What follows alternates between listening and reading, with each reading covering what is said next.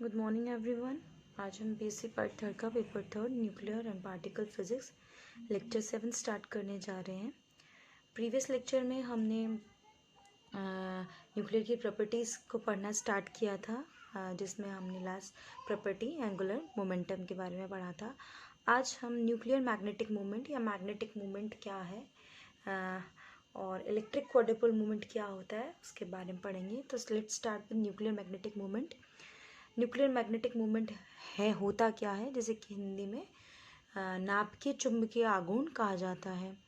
जब भी कोई चार्ज पार्टिकल किसी ऑर्बिट में मूव करता है या कहीं की कोई भी आवेशित कण किसी कक्ष में चक्कर लगा रहा होता है, तो उसका जो कक्ष में चक्कर लगाने से या ऑर्बिट मोशन वो जो मूव करता है उस मोशन की वजह से एक मैग्नेटिक मूवमेंट या एक पहले मैग्नेटिक फील्ड डेवलप होती है, उसकी वजह से एक मैग्नेटिक मूवमेंट प्रोड्यूस होता है due to the orbital motion of a charge particle. ये जो मैग्नेटिक मूवमेंट होती है, ये जो एंगुलर मोमेंटम होती है उसके डायरेक्टली प्रोपोर्शनल होती है। न्यूक्लियर मैग्नेटिक मोमेंट को अगर मेज़र करने की बात करें तो in terms of nuclear magneton measure किया जाता है। मतलब कभी भी किसी न्यूक्लियर की मैग्नेटिक मोमेंट को अगर मेज़र करेंगे तो in terms of mu N symbol है, डिनोट किया जाता है मैग्नेटिक मोमेंट को, जिसको कि न्यूक्लियर मैग्नेटॉन बोला जाता है। ये कह सकते हैं कि न्यूक्लियर मैग्नेटिक मोमेंट की जो यूनिट है वो न्यूक्लियर मैग्नेटॉन है। इतने मैग्नेटॉन का मैग्नेटिक मोमेंट हो सकता है, इस तरह से कहा जा सकता है।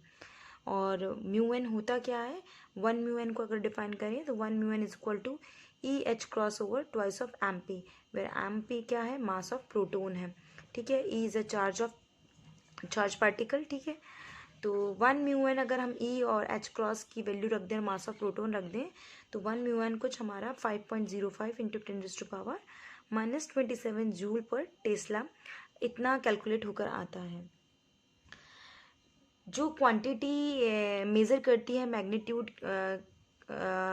मैग्नेटिक मोमेंट के मैग्नीट्यूड को, जिसे कि म्यूजे कहा जाता है।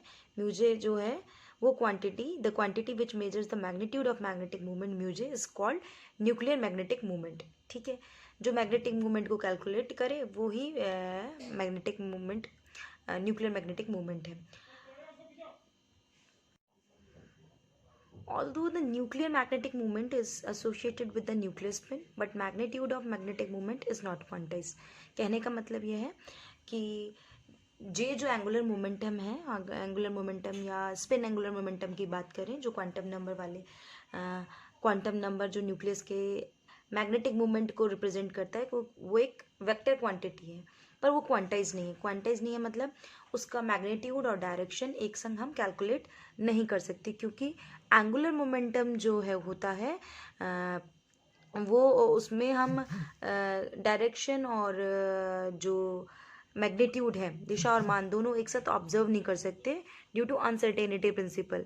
ठीक है, तो इसी वजह से हम कह सकते हैं कि जो मैग्नेटिक मोमेंट है वो क्वांटाइज्ड नहीं है, क्योंकि in terms of magnetic angular momentum ही हम वो उससे एसोसिएटेड है, और एंगुलर मोमेंटम क्वांटाइज नहीं होता, इसलिए मैग्नेटिक मोमेंट भी क्वांटाइज नहीं होता।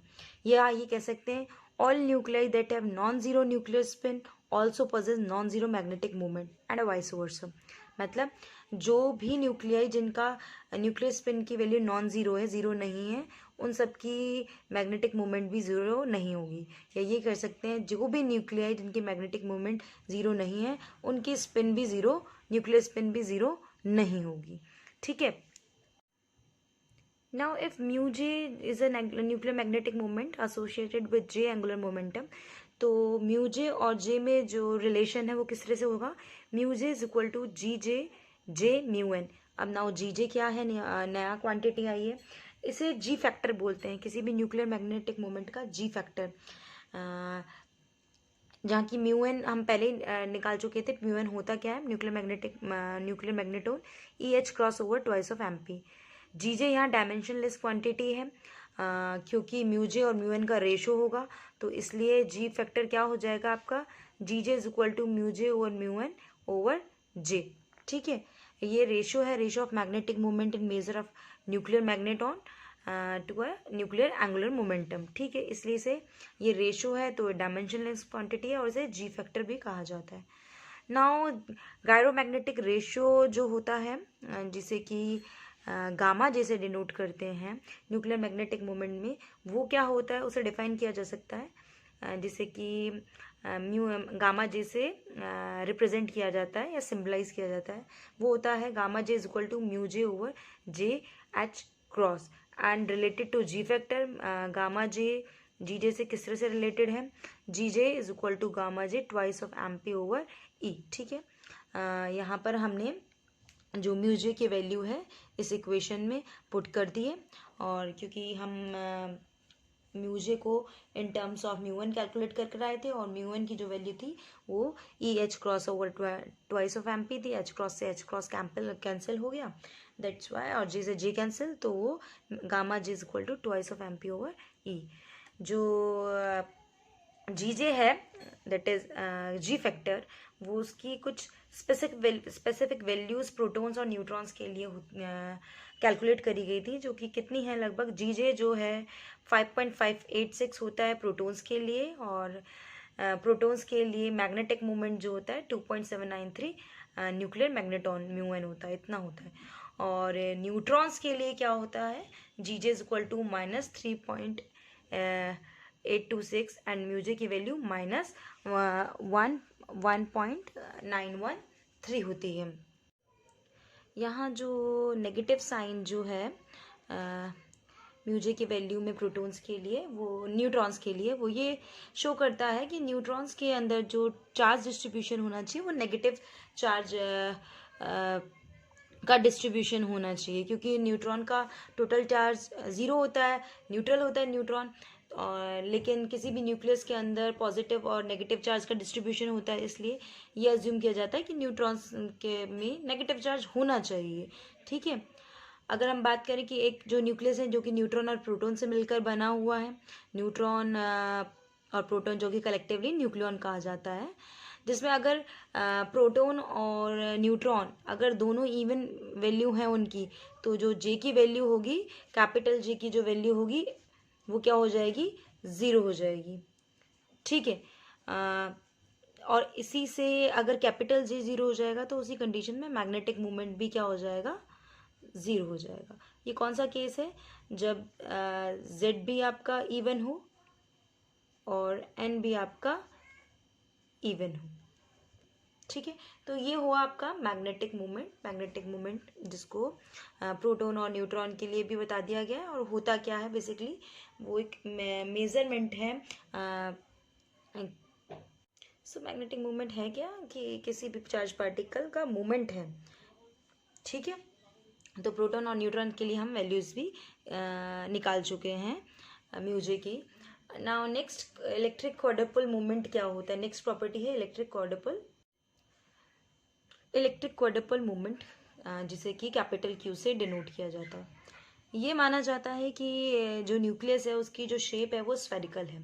इसका मतलब शेप स्फेरिकल है तो उसका जो चार्ज डिस्ट्रीब्यूशन भी है वो स्फेरिकल होगा। लेकिन कुछ न्यूक्लियस में ये फाइंड आउट हुआ कि जो चार्ज डिस्ट्रीब्यूशन है वो स्फेरिकल चार्ज डिस्ट्रीब्यूशन नहीं है। इसका मतलब ऐसा डिपार्चर जो कि spherical symmetry of charge distribution का मेजर हो, दैट इज कि हम कह रहे हैं कि जो न्यूक्लियस का जो चार्ज डिस्ट्रीब्यूशन है वो स्फेरिकल होना चाहिए। अगर स्फेरिकल नहीं है कुछ न्यूक्लियाई में, तो वो स्फेरिकल से जो नॉन स्फेरिकली जो डिपार्चर हो रहा है वो चार्ज का जो spherical symmetry of charge distribution है वो मेजर है electric quadruple moment of nucleus का।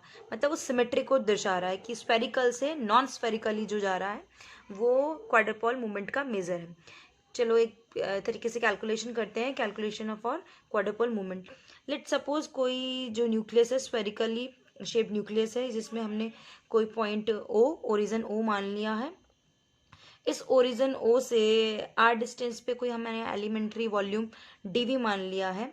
इस लेट सपोज कि इस जो स्फेरिकल न्यूक्लियस का जो चार्ज डिस्ट्रीब्यूशन है, जिस तरह का चार्ज डिस्ट्रीब्यूशन है, इसमें हमने कोई पॉइंट ओरिजिन ओ मान लिया जिसके रिलेटेड जो चार्ज डेंसिटी है that is rho R charge density है।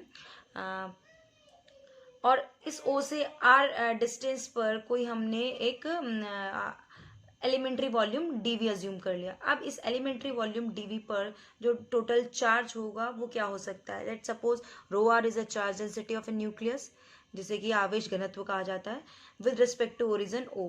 Now the then charge in a volume dv at position r, क्या हो सकता है, चार्ज क्या हो सकता है, टोटल चार्ज क्या हो जाएगा, dq is equal to rho R dv, क्योंकि डेंसिटी क्या होती है, चार्ज ओवर वॉल्यूम, तो चार्ज क्या हो जाएगा, density into volume, dq is equal to rho R into dv।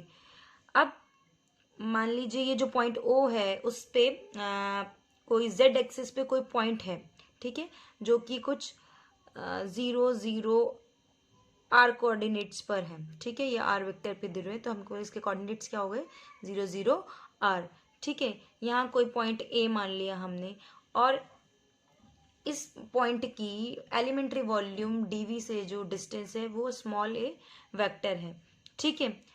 तो इस एलिमेंट्री वॉल्यूम के कारण इस पर्टिकुलर पॉइंट A पर अगर हम पोटेंशियल कैलकुलेट करना चाहें, विद्युत विभव निकालना चाहें, तो क्या हो सकता है, पोटेंशियल क्या हो सकता है, D phi is equal to K Q over A, मतलब K Q over distance r, और यहाँ क्या है, के क्या हो गया 1/4 एप्सिलॉन, क्यू क्या हो गया डी क्यू ओवर ए, ये डिस्टेंस क्या है a, ठीक है। Now D phi 1/4 epsilon, D Q की जगह क्या रख दें हम, rho R D V over A, इसे इक्वेशन 1 मान लेते हैं। ये एलिमेंट्री की वजह से, एलिमेंट्री एरिया जो वॉल्यूम था उसकी वजह से टोटल पोटेंशियल था ए पे, तो total potential, total electric potential क्या हो जाएगा, इस इक्वेशन का इंटीग्रेशन कर दिया जाए, तो phi is equal to 1/4 epsilon integration rho R D V over A, ये इक्वेशन सेकेंड है।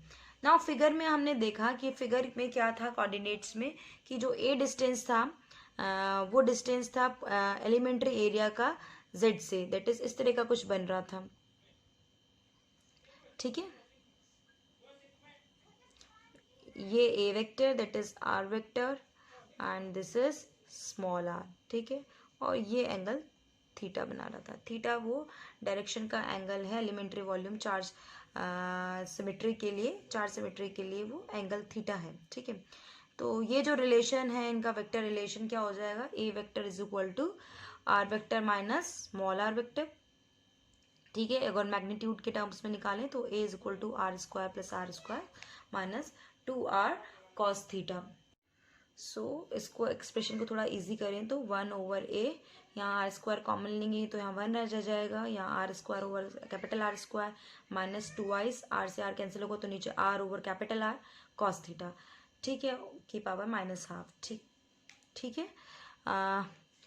अब किसी डिस्टेंस कैपिटल आर जो कि बहुत ज़्यादा ग्रेटर देन स्मॉल आर है, तो अगर इस एक्सप्रेशन को हम बाइनोमियल एक्सप्रेशन से अगर ओपन करना चाहें तो ये क्या हो जाएगा, 1/a 1/r 1 माइनस हाफ आगे आ जाएगा आर स्क्वायर प्लस 3/8, इस तरह से एक्सप्रेशन खोला जा सकता है, ठीक है। हायर टर्म्स में नहीं जाएंगे, जितनी टर्म्स हमें नीडेड है उतना ही करेंगे। इस एक्सप्रेशन खोलने के बाद हमारी इक्वेशन जो है कुछ इस तरह की आ जाएगी, 1/a 1/r 1 plus R over R cos theta. जब इसे खोलेंगे तो इसको सॉल्व करने पर आपका जब ये ओपन होगा तो वैल्यूज कॉस थीटा की टर्म्स में आएंगी, ठीक है। 1 plus R over R cos theta plus R square over 2r R square 3 cos square theta minus 1 plus आगे की टर्म्स आएंगी। अब 1/a को अगर हम इस इक्वेशंस में यहाँ यूज़ कर लें, 1/a की जगह ये वैल्यू रख देंगे तो हमारी इक्वेशन क्या हो जाएगी, phi is equal to 1/4 epsilon bracket 1/r rho R D V, ठीक है।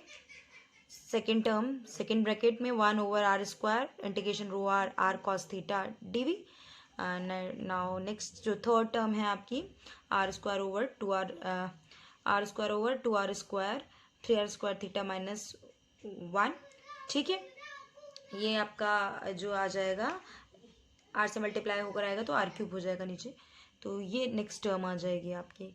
इसको अगर हम अब इक्वेशन को जो हमारी है पोटेंशियल के लिए, अगर उसके इंटीग्रेशन पार्ट्स को अगर हम नए किसी कांस्टेंट से रिप्लेस कर दें, जहाँ की फर्स्ट पार्ट था, फर्स्ट टर्म जो इक्वेशन में वो है रो आर डी वी, इसको अगर हम P0 बोल दें, ये एक्चुअली मोनोपोल मोमेंट को डिनोट करती है, ठीक है।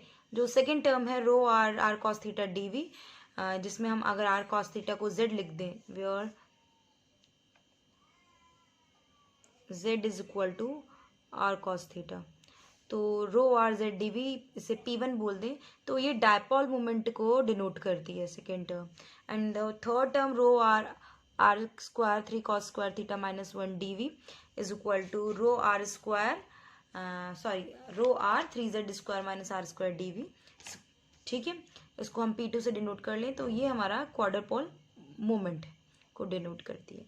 इनको P0 P1 P2 अगर पुट करना चाहें तो वो जो हमारी इक्वेशन है, पोटेंशियल क्या हो जाएगा, phi is equal to 1/4 pi epsilon P0 over R, जो कि मोनोपोल मोमेंट है, 1/4 pi epsilon P1 over R square, जो कि डायपोल मोमेंट है, 1/4 pi epsilon P2 over 2r cube, जो कि क्वाड्रपोल मोमेंट है। तो दैट इज अगर Q की फॉर्म में डिनोट करना चाहें तो Q क्या है, quadrupole moment rho R R square 3 cos square theta minus 1 D, जिसे कि हम P2 से डिनोट कर रहे हैं।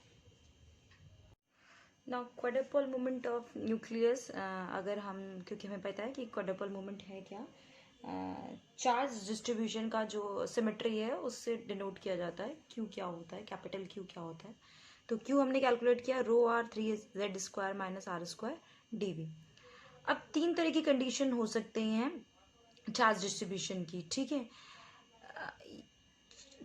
या तो हमारा जो चार्ज डिस्ट्रीब्यूशन है, अगर फिगर 1 की बात करें, फर्स्ट की बात करें, इस तरह का हो सकता है जिसमें कि जो चार्ज डिस्ट्रीब्यूशन है स्फेरिकल हो, सिमेट्रिक हो, सिमेट्रिक डिस्ट्रीब्यूशन है, स्फेरिकल डिस्ट्रीब्यूशन हो।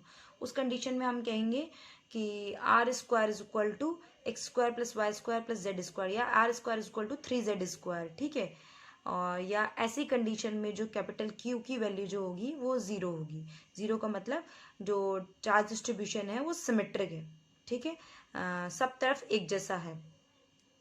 और अगर जो सेकंड केस है, जिसे कि हम कहते हैं प्रोलेट डिस्ट्रीब्यूशन, प्रोलेट मतलब जेड एक्सिस की तरफ इसका जो स्ट्रेच है वो खिंचाव जो है इसका डिस्ट्रीब्यूशन की वो जेड एक्सिस के अलॉन्ग है, ठीक है, मतलब इस एक्सिस के अलॉन्ग ज़्यादा खींचा हुआ है। तो इस तरह का अगर चार्ज डिस्ट्रीब्यूशन होता है तो हम कह सकते हैं कि जो 3z स्क्वायर है वो ग्रेटर देन होगा R square, that is Q is greater than 0। अगर फर्स्ट की बात करें तो Q is equal to 0, second के लिए अगर बात करें तो Q इज ग्रेटर देन 0, ठीक है। अगर चार्ज डिस्ट्रीब्यूशन इस तरह का है कि वो इस तरह से उसका खिंचाव है, जेड एक्सिस के अलॉन्ग नहीं है और वो हॉरिजेंटली स्ट्रेच्ड है, तो हम कहेंगे इस तरह का जो चार्ज डिस्ट्रीब्यूशन है वो ऑब्लेट कहा जाता है, ऑब्लेट स्फेरॉइड चार्ज डिस्ट्रीब्यूशन। ऐसी कंडीशन में 3z square is less than R square होगा और Q जो होगा वो लेस देन 0 होगा। हम कह सकते हैं Q यहाँ जो होगा थर्ड कंडीशन में वो लेस देन 0 होगा। तो Q जो है, कैपिटल Q इलेक्ट्रिक क्वाड्रपोल मोमेंट, ये एक ऐसी इस तरह की मेजरमेंट है जो कि किसी भी न्यूक्लियस के स्ट्रक्चर के लिए बहुत ही रिक्वायर्ड है। इससे हमें पता चलता है कि किस तरह का जो डिस्ट्रीब्यूशन हुआ है वो किस तरह का चार्ज डिस्ट्रीब्यूशन है। जो क्वाड्रपोल मूवमेंट है उसको हम एक यूनिट में मेजर करते हैं जिसको बोलते हैं बार्न, BARN, ठीक है, बार्न। और 1 बार्न इज इक्वल टू होता है 10⁻⁻28 मीटर स्क्वायर, और अगर सेंटीमीटर में बात करें तो 10⁻⁻24 सेंटीमीटर स्क्वायर। तो ये हुआ आपका क्वाड्रपोल मूवमेंट। नेक्स्ट प्रॉपर्टीज करेंगे। अभी के लिए थैंक यू।